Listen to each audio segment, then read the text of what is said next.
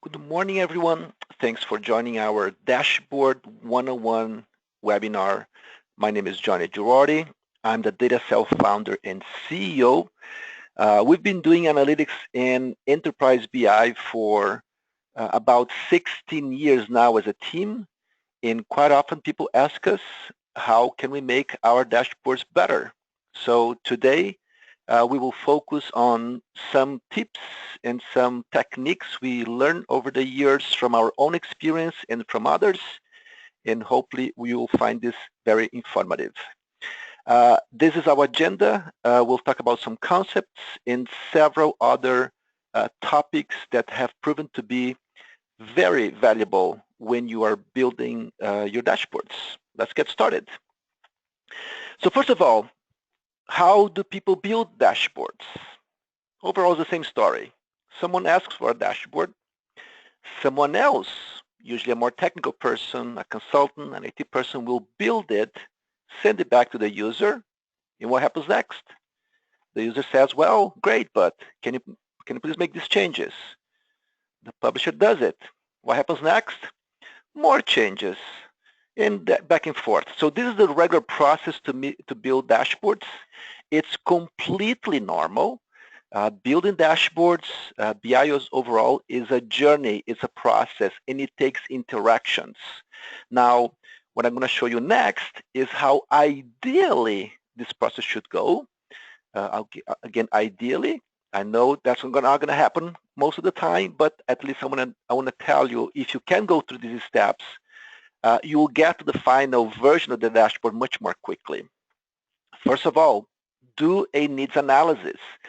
Since most of the time the person building the dashboard is not the person actually who's going to use the dashboard, so you know what you need to do as a publisher is start discussing with the people who need the dashboard the business goals. What is the purpose of the business of this dashboard? Is it like a lead or lag kind of dashboard, meaning is this dashboard to monitor your current goals versus actuals, or is more informative to see the past? What are the metrics you need on this dashboard? What are the dimensions? What are these metrics used for? Do the users know the context? So try to understand as much as possible the business goals of this dashboard. So when you build it, more quickly you find or you put together what users will really appreciate. Make a mock-up, use some samples. You know, when you're talking with other people that are asking for the dashboards, sometimes they don't know exactly what they want, and they have a hard idea putting together in words or in charts and in graphs.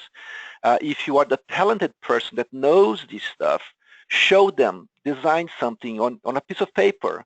Maybe if you have a library of dashboards, show them some ideas to get the conversation going. That can be very helpful to get you and your users on the same page more quickly. Well, discuss, refine the markup, and then design it. Now, in the design phase, typically I tell, should you show to all users? Should you show to only one or two users? Sometimes this can be a very lengthy discussion. You don't have time. You need to get it out quickly. So sometimes what you learn is some people in your users will be the most useful to give you feedback. Focus on those first. So get it out. So talk to them, show them, refine it, and test security. I've seen people get fired because they didn't test security. They push out dashboards and information went to the wrong people. And sometimes it's critical information. So be sure that before you push the dashboards to production, to test security if that's something of a concern. The idea is every user will only receive the information they're entitled to. So that can be very critical. And finally, push to production. Send the reports to people.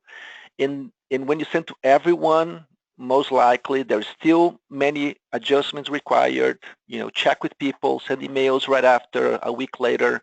Usually the next few days or weeks is when you'll get everything correct, speed and whatnot.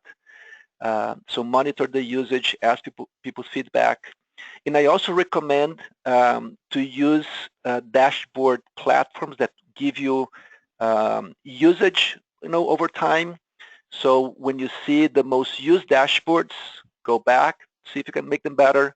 If some dashboards are not being used at all, either scratch them or see what's missing from making those dashboards more popular. Having a platform, a dashboard platform that helps you with all of these things is great. If you have a platform that can let users build even their dashboards, even better. The more closely to the business the people building the dashboards, the better. So this is the ideal scenario. Can you do all the steps? Probably not, but try, and you'll see that you'll be able to get to the job done much more quickly, much more efficiently, and everyone will be happier, and you'll have more time to other things. All right, so these are some tips about building dashboards. Now, when building dashboards, you want to be sure they are informative, that users will get it, will get what the dashboard is saying. And what I'm going to talk about now is what visualization types have proven to be helpful. I kind of make this question here. If you use a scattered plot to show some kind of visualization, will you have time to teach users how to interpret that scattered plot? If you use sophisticated visualization techniques, maybe you like it, maybe you love it, but some users don't understand it at all, so it's missing the point. This page is to talk about ways to show information in a very informative and easy to understand way. Bars, no-brainer. Pretty much everyone can read bars and how they represent. Lines, same thing. Areas, very easy to understand.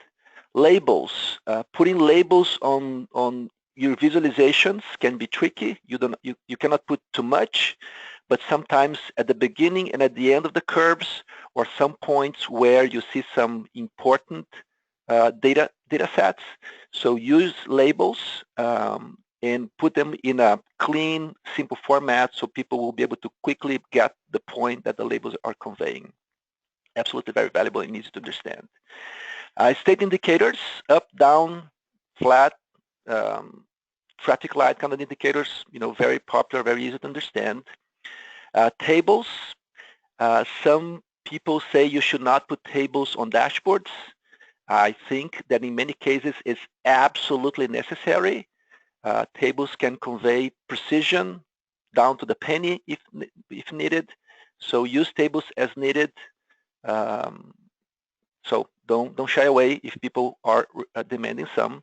And actually, some people have a hard time reading charts, and they will need tables. And we'll talk more about after in a few slides. Maps, very easy, very popular to show geography analysis. Pie charts. Pie charts are a little tricky. If you're showing up to 2 or 3 different slices, they are fairly different. They're absolutely very informative. They can show you trends over time. So up to 2 to 3 slices, I recommend as great visualization types. More than 3 slices, it gets tricky and it's very hard to tell patterns. And we'll talk more about that later. But pie charts, if well used, they can also be easy to understand and easy to convey messages or insights. The last one is what is called bullet charts. They have bars, they have colors, they have indicators to show kind of targets. Very useful, very efficient way to show actual versus budget or target. Very popular also and easy to understood once people get it. At the beginning, sometimes they don't. You'll have to teach them. But boy, once the users get the concept, they are very insightful visualization techniques. Alrighty, let's move on. Number formatting. This is something that is interesting. I've seen so many situations where reports and dashboards were very hard to read, and after the people get the idea of how to make it better, how much easier to read dashboards get. Let me show an extreme example. How about that? If I show this table, quantity sold, sales, and percentage gross profit, try to understand these in actual numbers. It's freaking hard. There's no formatting whatsoever. They're all big numbers.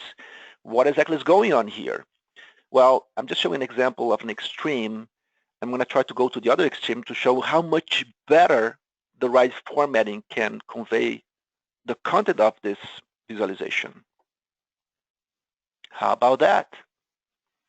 Now, much more quickly, a user can have an idea of, sizes. There is the thousand separator. We're using, K for thousand, M for millions. So you don't see a lot of numbers. They actually don't matter. Once you see the first, 2-3 digits, from a size standpoint, that's enough. Percentage, no-brainer. Formatting, you have a much better perspective. So very easy to understand these numbers, to get a hold of what's going on. The colors also can be very impressive.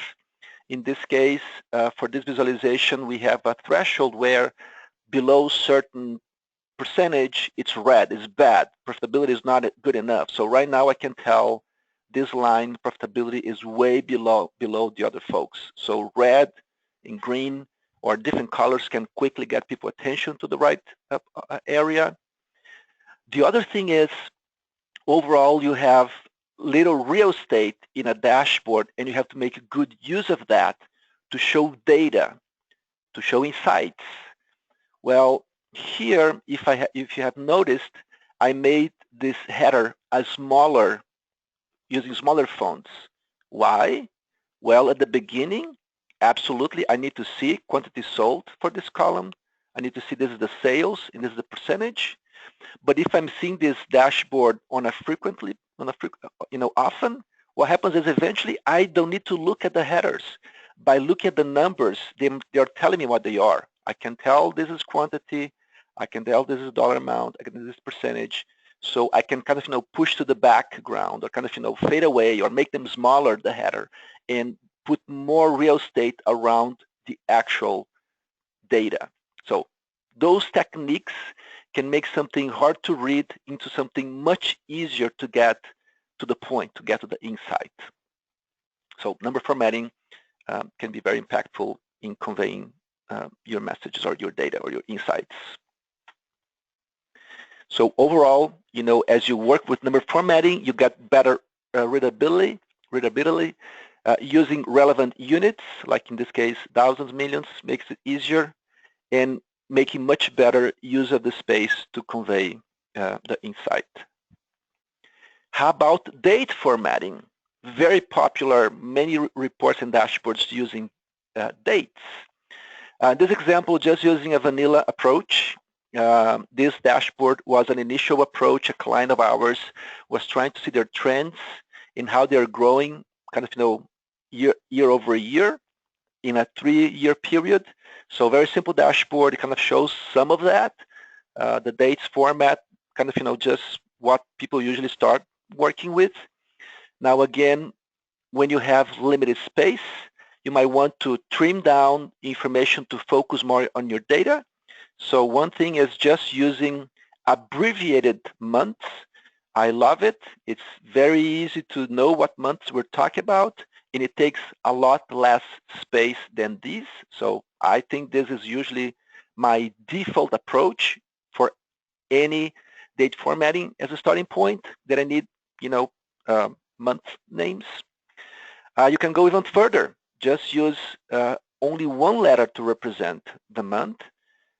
If this dashboard is seen very frequently, this one saves a lot of space and sometimes is quite enough.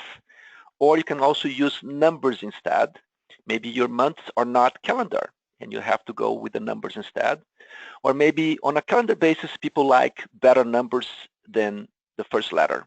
Just personal preferences. You actually have to see what your users like. Overall, it's not about you, it's about people reading the dashboard. So try different approaches and see which ones works the most. These two work great for non-recurring. If people are not seeing these dashboards quite often or not used to these other two standards, these two work really well. This one I think is the best. Otherwise, these two will save a lot of the space. So these are the 4 main types for tackling months, let's say. And overall, the main factors contributing your choice of which one to use is how often people will see this dashboard, and will they be remembering these different two standards and the available space you have in the dashboard to use one or the other. My preference is this one, but again, sometimes these are a better use. I'm just showing you here the evolution of that particular chart that I just showed you. So this client was trying to get a hold of, trends over time in a 3-year window, see what's going on year over year. So eventually this was a dashboard that they got to. The top part shows the same as before, but using different colors to tell, the trends over time. We also added a trend line showing how things are going up. So this top part gives a 3-year perspective, how things are evolving over time. The next two are linked together. They have a single month legend here. So using the bands to tell exactly how each month is happening year over year, the same color theme. So this chart here, very clean, very simple, and it shows overall how they're growing from a trend analysis in the course of a year. Very visual, very insightful to compare year over year. And the bottom one is very detailed. For every month, it has 3 bars, same colors, and showing numbers.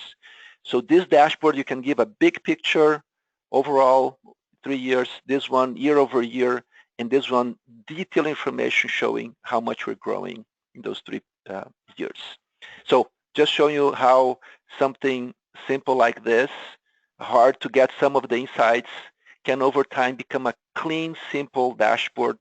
I can confess that at first when you look at this dashboard, it can be a little bit overwhelming. Oh my God, so many stuff here. But once you see and you understand the pieces, and if you see this every week or every month, you'll get it. You'll get all the insight that you want from making this kind of, using this kind of techniques. Let's talk a little bit about interactivity of dashboards. Interactivity can make a big change for the right type of dashboards. Typically dashboards that you need people to change things, like dashboards for data analysis. If you have dashboards for storytelling, sometimes you want no interaction whatsoever, no interactivity whatsoever. So use it wisely. It can be confusing. People click things and they change and people don't know what's going on. But for those dashboards that people need to change things, need to drill down, slice and dice, why not? Absolutely.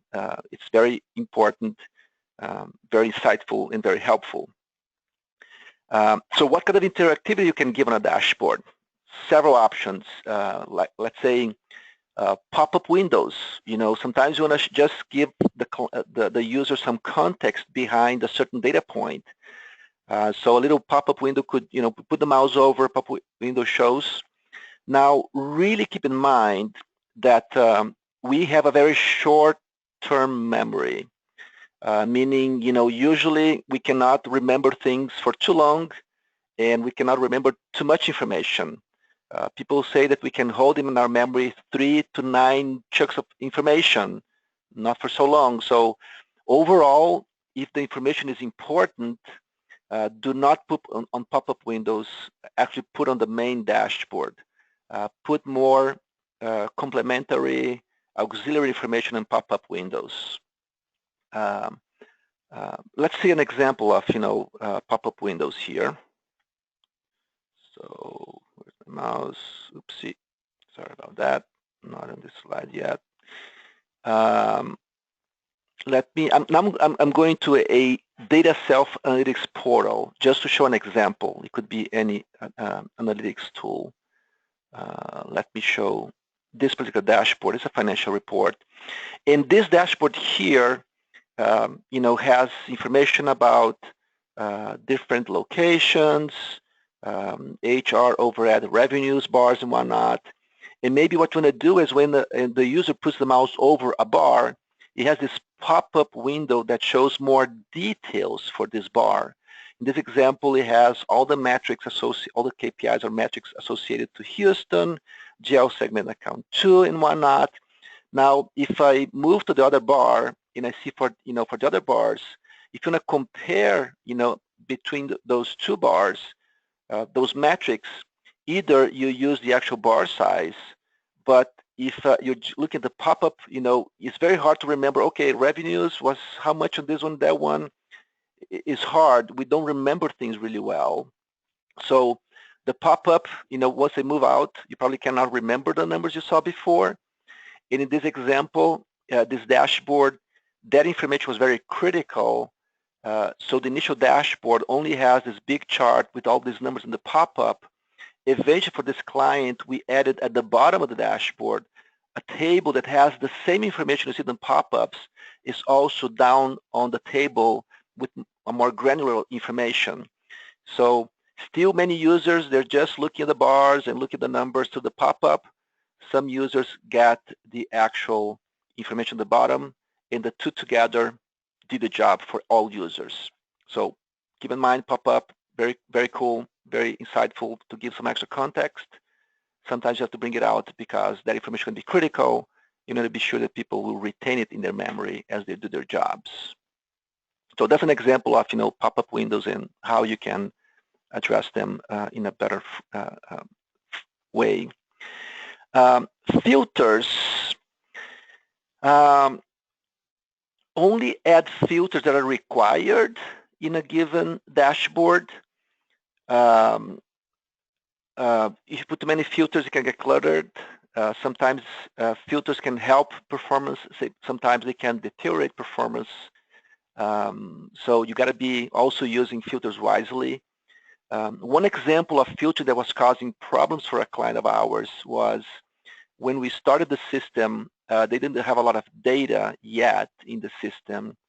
And one of the dashboards was looking at, I think was invoice number. So looking some trends, the user could add an invoice number to filter the whole dashboard specifically for that transaction.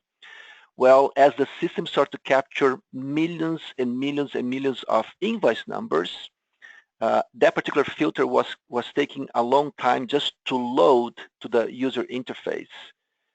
So eventually we have to redesign the dashboard, split into two in a way that people could drill down from a big picture dashboard into a more detailed dashboard, like for one specific customer or salesperson, whatnot. And then the number of invoice numbers for that particular more smaller data set was much smaller, and the whole report and dashboard would run quickly. So filters, very useful. Let me show an example of using filters in a good way here. Let me open another dashboard. This dashboard which shows pipeline. So in this case, very simple dashboard. His pipeline from the CRM system by account manager. I have the account managers. Each one has a different bar with how much is in pipelines and the details of the opportunities. And we have two filters here showing opportunity status and opportunity stage. Very easy to interact in this dashboard, very clean. Let's say I only want to see open opportunities. So I remove closed, lost, and won. Now I only see open opportunities. Let's say I don't want to see them all. I only want to see the ones that are in the decision process because as the manager of my account managers, I want to be sure we close them all. Then I have here only the account managers doing open opportunities, and I see, hey, ad has a lot. Let's click on ad. And now the dashboard at the bottom only shows there's only one opportunity for ad. Big a deal. I want to be sure to be involved to push this forward. If I check the other guys, some of them have more opportunities. So one example where filters give very good interaction, allow people to go through this decision-making process in a very efficient and focused way. Now, one thing that is also critical is when you set up filters in your dashboard, it must be clear that the dashboard is being filtered by those parameters.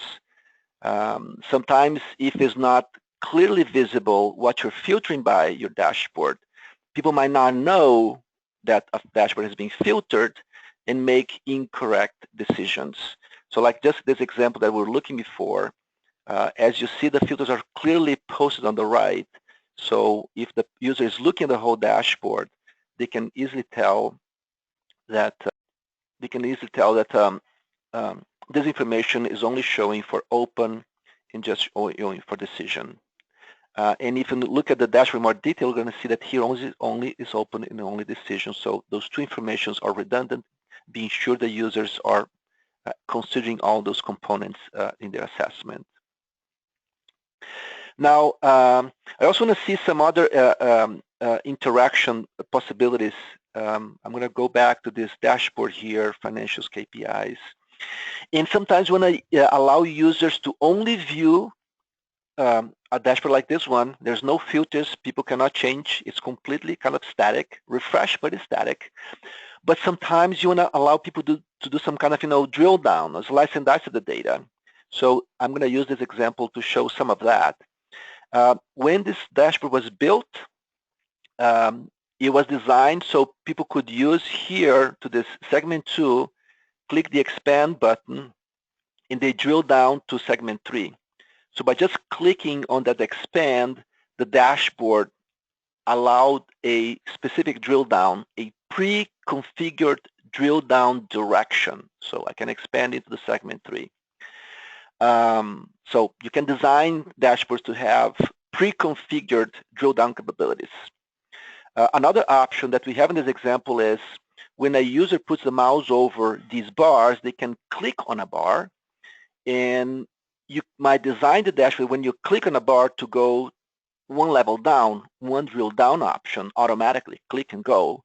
Or in this case, if I click on a bar, I have options to drill down into. So these are also pre-configured drill down options that I could go into, in this case, balance details, monthly details. We're all looking at financial information. And even in this example, go into the CRM opportunities. Let's say for Atlanta, when I click here, I could go into a completely different report from a completely different data set. So dashboard sometimes is very useful to provide that kind of flexibility. Let me choose one of those options. I'm going to go to balance details.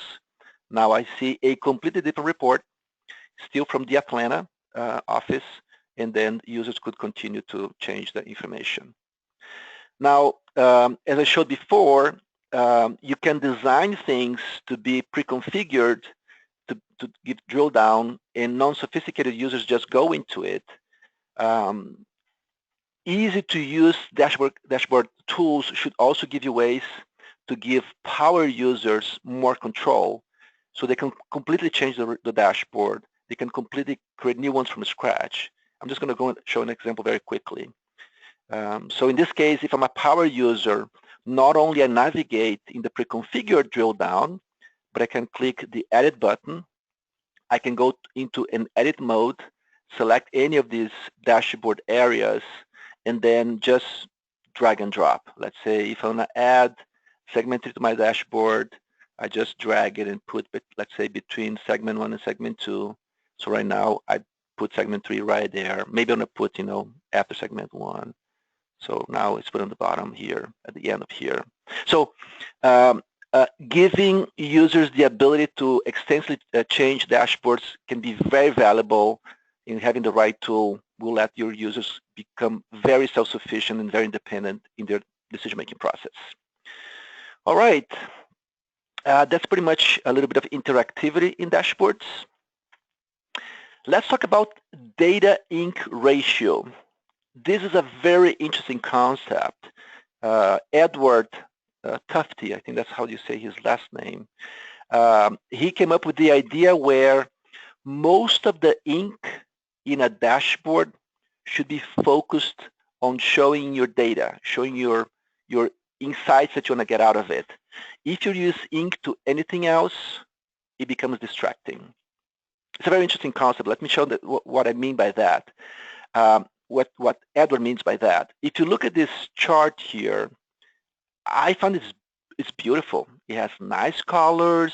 It is 3D, things at an angle. I have the legend that I can associate with each bar.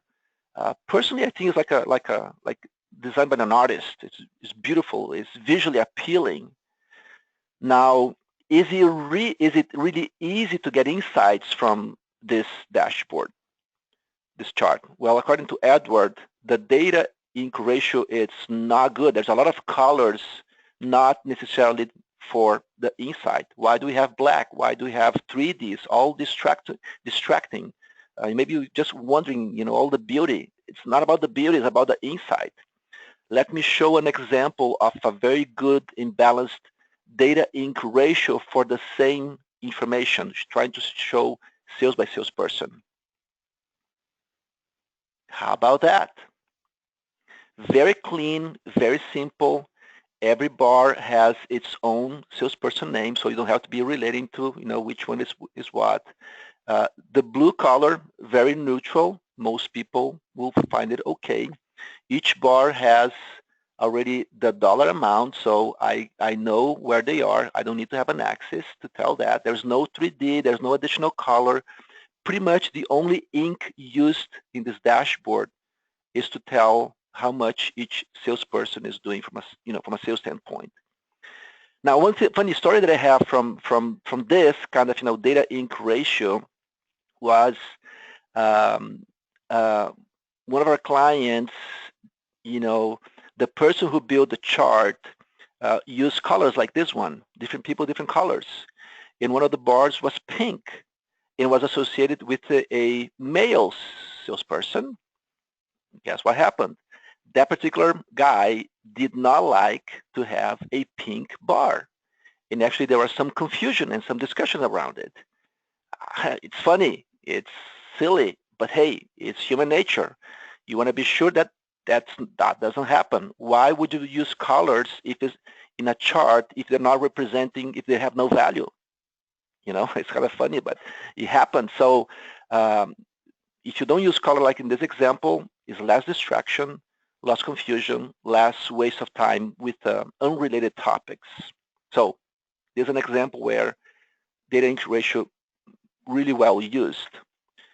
So in a nutshell, you want to have a non-distracting dashboard. You want to focus on insight, and that's it. Now, I'm going to show a little bit of an opposite situation here. This other example here is a client that want to show for their salespeople two charts. One of them showing sales by salesperson alphabetical order, and one from a performance order, meaning top to bottom. So salespeople could, see how much they're making and where is their, total amount. Now, they did a great job getting the data. I mean, a lot of, very little data, very little ink to represent this data. But actually it's not enough because let's say if I'm Henry, right, which is right here, it's very easy to find Henry in this list because you go alphabetically. Where is Henry here? You gotta go until you find. I mean, it takes several seconds to find Henry on the bottom. So this doesn't have enough ink. It's not helping users to really find their own bars in both charts. So when you have that kind of situation, sometimes you have to use colors or shapes to help users more quickly find their trends.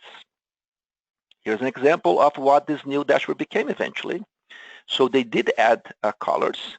And now if you're Henry, and once you see this chart once, you'll know next time that your color is green, very quick. It takes a fraction of a second for you to find where your bar is on both charts. And let's say if in this case, Rick didn't like pink, well, it's worth the fight in this example. Rick comes, didn't like the color, you go to your dashboard, you change Rick to a different color, and that's it. The point is adding colors and shapes in situations where you have more than one chart is usually really helpful to let users quickly find their data points, make a decision more quickly, and move on. Cool, huh? Another example where sometimes you got to put more ink.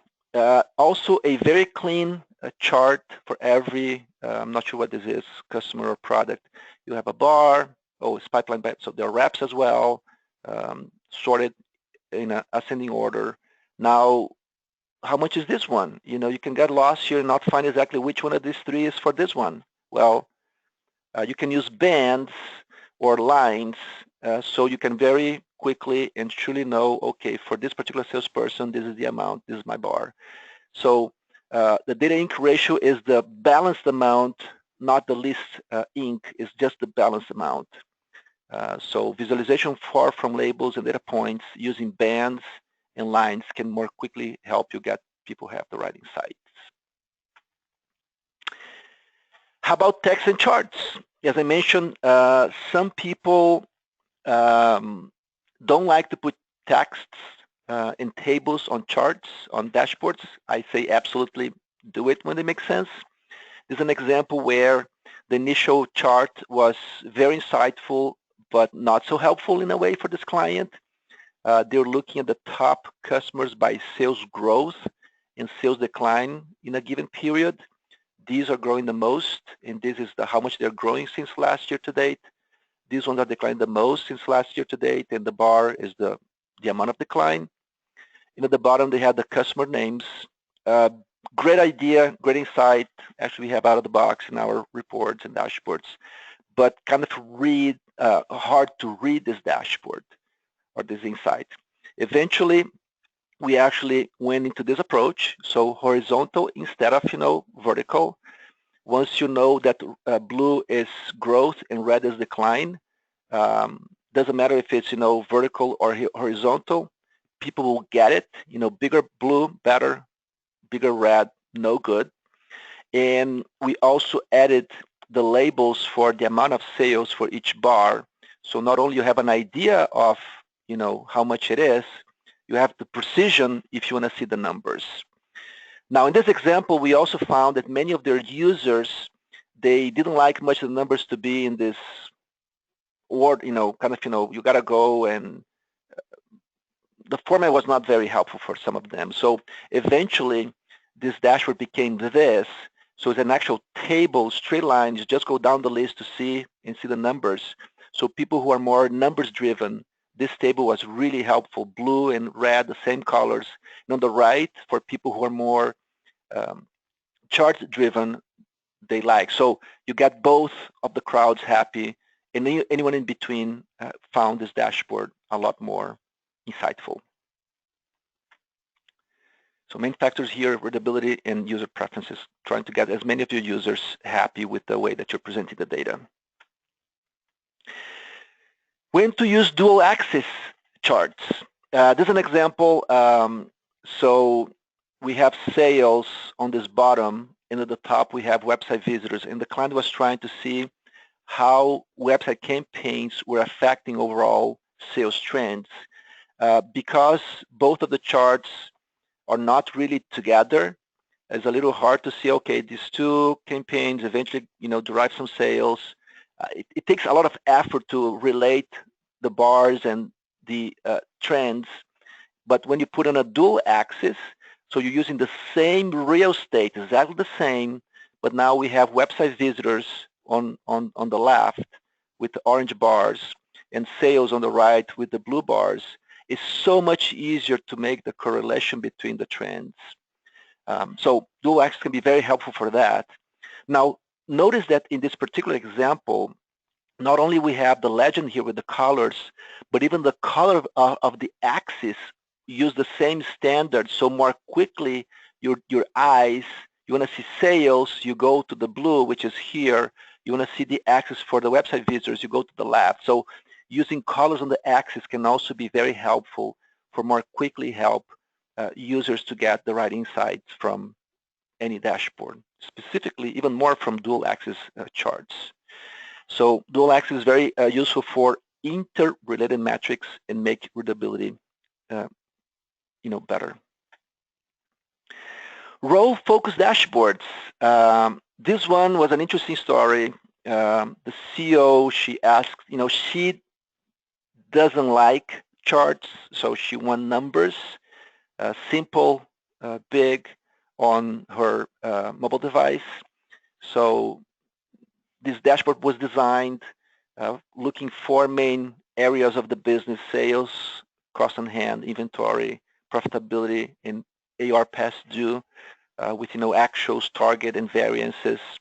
Of course, as being BI people, this dashboard was designed with colors, so red, not good; yellow, kind of pay attention; green, you're doing good. The dashboard, I mean, the CEO loved having these KPIs on her cell phone. But the funny story is that accidentally, the person who maintains the dashboard changed the color themes of the dashboards. In this red, yellow, and green became a different set of colors. And a few weeks later, the CEO said, "Wow, guys, that was awesome. I love the new colors." And then was like, what happened? And make a long story short, she's actually colorblind, and the red, yellow, and green were not connecting with her. And after this color was accidentally changed, she actually said that the colors really help her get a much more quickly insight into what she needs to give attention. And that was the goal: the red, yellow, and green. If you don't know, about 10% of the male population is colorblind, and if I'm not mistaken, 5% of the female population is also colorblind. So when you have your users and you're rolling out dashboards, you might want to consider that. Be sure user preferences and needs, and sometimes you should not use green and red and yellow because they might not work well with some of your users. Another way that of making dashboards really helpful is by putting them in the workflow of people. People, let's say salespeople are using CRM all the time. Well, build the right dashboard in the right page of your CRM system. So as people go through this CRM or ERP, whatever the system they're using, they'll find dashboards that are contextual to help them make better decisions for that particular step of their workflow.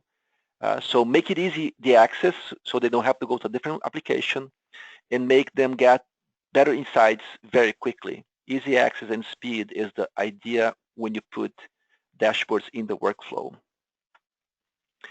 Now, what some of the visualizations that you should avoid overall? I mentioned earlier that pie charts are usually very insightful if you have 2 to 3 slices. Well, if you have more than 2 to 3 slices, sometimes you cannot really get any story from it. Like this example, very good article from the Business Insider. If you look at these 3 pie charts, they were sampled in 3 times in the course of a year to see the trends between these different, 1, 2, 3, 4, and 5 segments. Colors well used, easy, but overall, can you tell any trend here? What happened, in the course of the year? You pretty much can tell they're about all the same. Nothing happened much. You cannot read much. Now, how about this? It's exactly the same information, but you can tell at the beginning of the year, this was the trend going up between these 5 different entities. What happened at the end of the year, it completely reversed. Try to get the same insight from the pie charts. Unless you are gifted, it's just impossible. So when you have, again, more than 2 to 3 slices, pie charts can become almost useless. So use this for comparison similar data points, especially over time. 3D charts, also not very useful, confusing, sometimes even deceiving. In 3D pie charts can be very deceiving. They can tell you a lie, actually. Like in this example, also from the same article, Business Insider. We have here S&D and EPP. They're both the biggest chunks from this pie chart. So if you look at this, these 2 slices, which one is bigger? They look about the same size, don't they? Now how about this? It's exactly the same information, but in this case, if you look, the EPP is almost 50% bigger than S&D. Try to get that insight from the pie chart. So 3D pie charts can actually tell you lies. They can be deceiving. So this is a business. You don't want to do that. Or if you want to do that for some reason, be sure you know that 3D pie charts can give you such an incorrect insight. Overall, we tell no 3D charts, especially 3D pie charts in your visualizations. Here's some suggested reading. Very good content for dashboard design. Feel free to assess them. And that's it.